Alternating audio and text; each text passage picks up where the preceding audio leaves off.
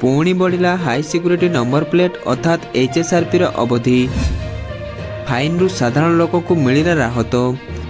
तेबे आसंतु संपूर्ण अपडेट उपर नजर पकेबा केउ तारीख पर्यंत सरकार यार अवधि को वृद्धि करचंती। हाई सिक्यूरिटी नंबर प्लेट लगेबार समय सीमा को वृद्धि करचंती सरकार। आ गोटे मास पर्यंत वृद्धि करने को परिवहन विभाग निष्पत्ति नेछि। 2023 मसीहा फेब्रुआरी पर्यंत अवधि को वृद्धि करचंती सरकार।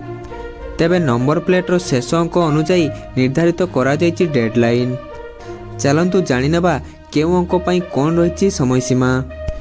जदि आपनक गाड़ी रो नंबर प्लेट रो शेष अंक 1, 2, 3 किंबा 4 होइथाय तेबे नवेम्बर 30 सुधा हाई सिक्यूरिटी नंबर प्लेट लागिबा बाध्यतामूलक होइछि, जहाकि पूर्वरु अक्टोबर 30 रहितला। सेहीपरि शेष अंक 5 किंबा 6 थिले सेतिरे डिसेम्बर 30 सुधा हाई सिक्यूरिटी नंबर प्लेट लगेबा बाध्यतामूलक रहिछि। यह छड़ा शेष अंक जदि 7 किंबा 8 थाए तेबे जनवरी 31 तारिख पर्यंत समय सीमा धार्य करा जायछि। शेष अंक 9 किंबा 0 थिले समय सीमा रहिछि फेब्रुआरी 28, 2023 पर्यंत।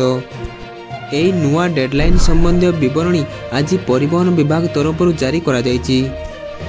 तेबे पूर्वरु नंबर प्लेट लो डेडलाइन प्रसंग को नहीं हाईकोर्ट असंतोष व्यक्त करने सहित सरकार को जवाब मागिथिले।